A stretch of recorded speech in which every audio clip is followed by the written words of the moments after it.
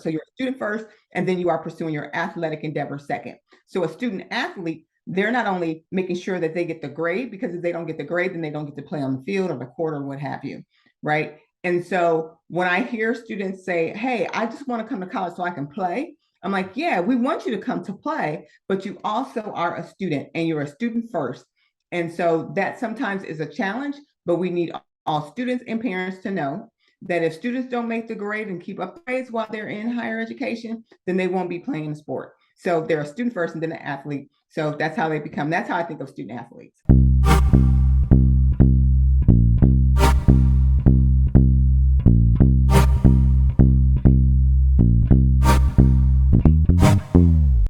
Hello, everyone. This is author Tim Brown of the book Uncommon Athletes, Filled with Passion, Fueled by Purpose. And I'm excited to have with me today a special guest, our sister Cynthia DeVese. Before we get started, I want to remind everyone to subscribe to the channel. Make sure you hit that like button so I can continue to broadcast these encouraging interviews. But today I wanted to bring on someone who, as her sign says, she's a student success coach. And I thought it would be important for parents and student athletes that are part of the audience to talk about the academic side of this whole deal. We talk a lot about sports, but there's another part to this, not only the academics, but the financial side as well. And Cynthia's been an expert in that field, in that area. I was reading where she assisted her two children receive over $250,000 in scholarship money for college. So that's worth a hand clap there. Yeah. Thank you for joining the show, Miss Cynthia. Well, thanks for having me, Coach Brown. I appreciate it. You've always been a shining star in the area of education and also with our athletes. So I just thank you for thinking of me and inviting me to speak to your audience. Yeah, can you, I know you're working on you've done a lot of different things. I know you're working on your PhD now. Can you tell the audience a little bit about that process and as we're talking about education? Well, you know what? This is one thing I say is you're never too old to learn, right? So for me, I have been in education, working in the field of education for over 25 years and working in universities, colleges and universities, and then in the K-12 system. And right now I have moved to just continue to work in my own business. And so in doing that, I have been working on my doctorate for the last 3 years. And it's really just giving me an opportunity, and I'm at Ohio State University, and it's just giving me an opportunity to learn more about college, career, how do we support our students and families, and also education systems, because our education systems are becoming more diverse, and they need more people that look like us to be in higher level administration and in order to kind of support them around their strategic goals.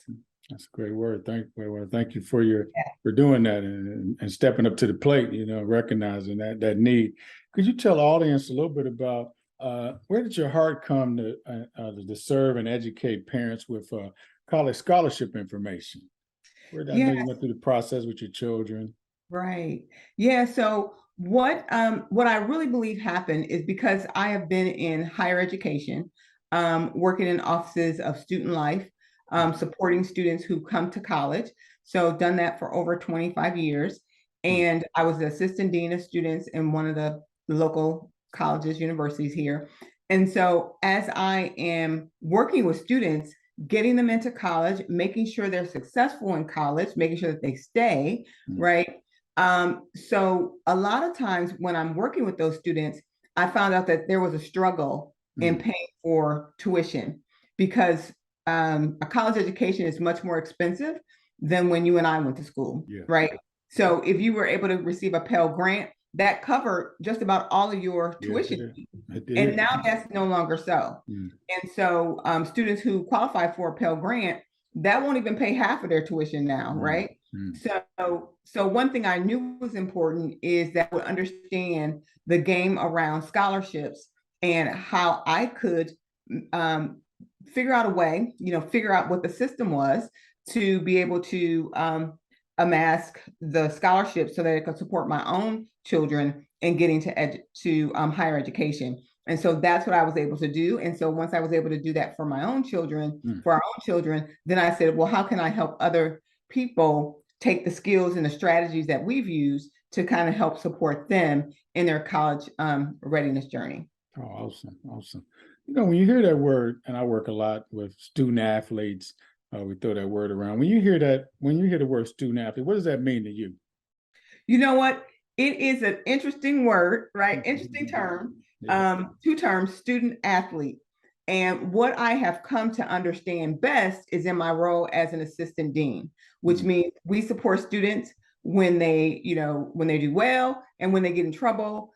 We support students as we recruit them to school and then as they graduate, right? So that was my role as an assistant dean of students. They come to school and they must do both at a high level.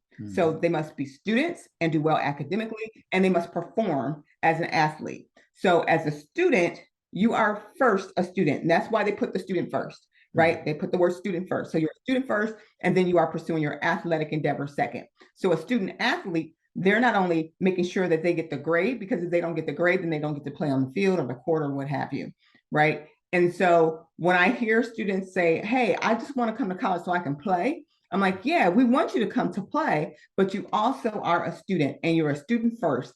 And so that sometimes is a challenge, but we need all students and parents to know that if students don't make the grade and keep up the grades while they're in higher education, then they won't be playing the sport. So they're a student first and then an athlete. So that's how they become, that's how I think of student athletes. Great, great. You have a lot of parents and athletes who listen to the show. Can you give them some advice or talk to them about? We talk about that student. What does that mean to be a student first, and even at that middle school, high school level as well? Yeah. So a lot of times, even with my own children, because my children play sports as well. And so when we are parents of middle school students and high school students, sometimes we can be kind of sidetracked with all that we do to get our kids playing this sport because we want them to be involved because it gives them something to do. Yes. It keeps them healthy. It keeps them strong. It keeps them engaged. It keeps them building relationships with their peers, right? As a person who's in middle school and high school. But then there comes a point when we really say, oh, they're doing really well at this. And as parents, we sometimes put a lot of money towards it, right? Because of AAU sports. And so we pay for them to participate at this age. And so a lot of times we think, hey, if we keep it up at this level, at a high level, and keep them involved, they may become good enough that they can participate in the college level and then go on professionally. And so one thing that I have to say to parents and to students is that is it would be a great opportunity for your child to go to school and have his college paid for. Now, I know some parents who have paid just as much as a college tuition for them participating in all these activities over the, 8 years or what have you. And so I really hope that they all get a scholarship, right? Because they paid so much money. But what I want them to remember is that your student still must do all the things that other students have to do to get into college. So they still have to maintain a grade and have a GPA. They still must be able to read, write, the whole thing. And they also must be able to at one point in time, all the students had to take the ACT or the SAT. That's changed a little bit since the pandemic. So I would just say to parents, you still need to make sure that your student is being a student and still maintaining good grades, good character, right? Being responsible with their social media. So there's a lot of things that we need to do with our children, even when they're in the middle school and high school, to make sure that when you start building relationships with your coaches in college, that they are ready and prepared to be in that space. Awesome. Well, Coach DeVese, let's put on your coaching hat now. All right. You wrote a book, an excellent book on coaching your child to academic success, and you kind of walk them all the way through from kindergarten all the way to. Can you talk about that book and why you wrote the book? Yeah, you know what? It's really funny because how that book kind of came to mind was I was actually following my children as they were playing sports. So they both play basketball in like elementary, middle, and high school. And they were really young. And I was just like, what am I going to do when my kids get older? What are we going to be doing when they get older and they leave and go off to college? And I said, well, you know what? My skills and my strengths are around education. And as I sat there and I was watching kids play and practice, I would see these young kids, like 5 years old, 5 and 6 years old. I mean, they had better dribbling skills than my own children in middle school. And I mean, they were really good. They were fancy with the ball, right? They were really doing some tricks and everything. It's time for you to get in the game with your student and make some parent decisions. Because when we think about education, it's so expensive. I don't know, when is the last time that you told your child to make a decision where $20,000, $80,000 was on the table, right? So if you're paying $20,000 every year to go to college, we don't tell children to make those type of decisions, right? We need to be in there with them to make some of those decisions. So I would say, be in the game and don't only look at the shiny star of a D1 school, right? Look at an opportunity where your student can still have the opportunity to play the sport that they love and be able to get an education. And you may not be able to get a full academic scholarship, but if you can get some money, then that's really better than none. Well, that's good advice for parents. We had a daughter who played high school basketball, and then she went on to play college basketball at a Division III school. She Okay. went to Earlham, played there, and they put together a nice package, as you stated. But the blessing of that is she was a college coach, and so she ended up doing her grad work at Purdue. So she was a grad assistant coach at Purdue. So here's a girl who played Division III basketball, but she was a grad student at a Power 5 school, and that D3 school really prepared her for that. And she graduated with a master's, and MBA from Purdue. And she got to do all the traveling that the Division I gets to do, Now both sides. At the D3 school, did they do a package where she got some athletic money, or was it all academic funding for her? All academic. All academic, yeah, because I don't think D3 has athletic money. No, it's all academic. They will definitely give you some academic money. She handled her business, like you said, on the front end in the classroom. Yep. They put herself in position to get that. So as we look at the landscape of college and affordability, what advice would you give to parents of college-bound students? Because we know college is pretty affordable now. So what kind of advice would you give to those parents of college-bound students? Well, you said college is pretty affordable. No, I'm sorry. I don't know what I'm talking about. I'm thinking about when I was in college. Right. When we were in college, it was affordable. Pretty expensive. It's pretty expensive, right? It's expensive right now. It is. And so I had a parent who just recently was telling me that, they have been saving money. I think they had a 529 plan. Right. That's for most families in Ohio, where in most states you can put money away for your child to go to college, especially if they're going to college in that state. That is a great idea, right? But you want to look at all the fine print, because sometimes it means that your child has to go to college in that state where that money is being held, right? Where you're saving the money. But that's a great idea. The other thing I would say is, because college is very expensive, that if your child is an athlete, like I said, think of all the avenues, begin to look at academics and athletics as, how we're going to put this together for you.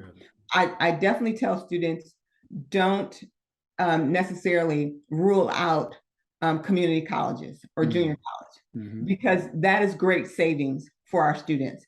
And they have some great education programs for our students. And so if you have a student who wants to play and they really want to play, that's still an option for them to go to that space of a junior college or community college, and to be able to get the free education, because sometimes they'll just let you go. They will find the scholarship money for you to go free. Right. And then you'll still be able to play. You'll do that 2 years, and then you'll move on to whatever the state school that is connected with that. They have like an articulation agreement. But then also, I always tell students to think about 3 to 5 schools, that they do their research. Do your research, go to the website, look at the financial aid packages that they have available, the scholarships they have available, and find out, what does it cost to go to school? What does it cost to live, like housing, room and board? What type of scholarships they have available? Some schools have scholarships not only for athletics, academics, but they also have like minority scholarships, or if you're playing the band, or if you're in a student government or things of that nature, to look at those scholarships also to find out how you can make sure that your student has what's available for to kind of bring down the cost. And then also remember that you may see the sticker price of that institution posted on the website, but rarely do any students pay that sticker price. Okay. So it's important for you to, call, ask someone at the financial aid or admissions office, like, this is the situation that I'm in, this is what I'll need. And most colleges and universities will help and assist you if they really want you to get there. So that's what I would say is college is expensive. Think about other alternatives as maybe doing a 2-year program and a community college and then moving on. And then also make sure that you document every date that you need to apply for that scholarship. Because once that date passes, it will take back. Yeah, if you miss it, you just miss it. So that's great. Well, you've been sharing some great wisdom with the audience on this whole deal. Last, as we wrap up, I know you have that besides your book, there's a lot of services that you offer to parents. I want you to be able to share those. And also, I understand you have a big event coming up next couple of weeks that parents can be involved in. So can you talk about those opportunities, and we'll share them at the bottom of the screen as well. Sure, sure. So as you mentioned, I do have the book, Coaching Your Child to Academic Success. And then I also have a workbook planner that I offer for middle and high school students called the College and Career Prep Planner for those students. And it's activities, workbooks, they're doing a vision board. So there's a lot of things that happen. So you can find those items on my website and you can purchase them there. But also on my website is an opportunity for any parent, any student who's thinking about college or career to go on and have an opportunity to chat with me. There's like a free 15-20 minute consultation. I get people calling from all over the country, and I call them back, and they ask me any questions, and I give them my expertise and my advice. And then the other thing that I'm going to be doing coming up on October 26th, I think that's a Wednesday or a Thursday. I can't remember. I think it's a Wednesday at 6:30, but they can find out more information. I'll make sure I give you the link. And it is a free webinar on college knowledge. So it's called a free college knowledge webinar. And it's about how do we, knowledge about getting into college and scholarships. So that's coming up on October 26th. And any parent, the students, I really want parents to be there and they can have their child sitting beside them as they watch it. That's awesome. Can you give the audience your website information?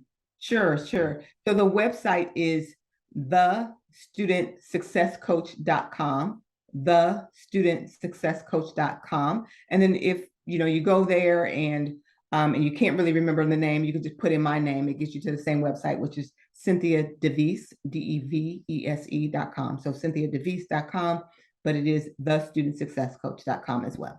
Oh, wow. I want to thank you for your time. This has been a quite informative interview.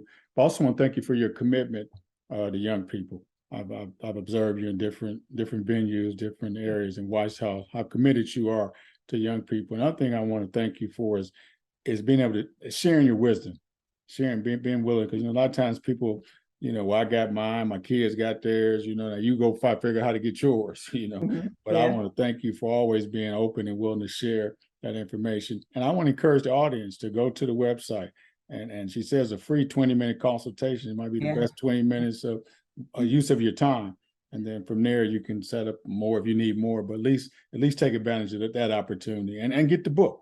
Get the book, because we do a lot of, and it's a great read while you're sitting in the stands, as you said, while you're watching your kids in practice, Right. You can get the book, read the book, and it'll help you come up with let me put it this way, we pay for trainers for basketball, football, sports trainers. We pay these guys to teach our kids to get better, athletically. But here's an opportunity for your child to improve academically as well. Always use this analogy. The best student athlete is a Division III qualifier, meaning you can get into Harvard. You got the grades to get into Harvard and have Division I talent in sports. That's the ideal student athlete. And that's what you want your child to be. If he's blessed with that kind of athletic ability, boy or girl, but academics, you can never go wrong with that. Never go You can wrong. still get Yeah. into Harvard whether you can play Yeah. basketball or Yeah. not. You're right. You're You right. can get in there if you qualify. So that's Yeah. the ultimate deal. Well, Cynthia, I want to thank you for your time, and I appreciate you being on the show today. Well, I really thank you, Coach Brown. You have been an inspiration to me as well. So I really thank you. And I really just admire you and your wife and all the work you have been doing around our school districts throughout the Central Ohio area and beyond with our young girls and boys. I really appreciate all the work. So kudos to you too as well. All right. Thank you. Be blessed. Thanks for your time. Have a Thank great you. day.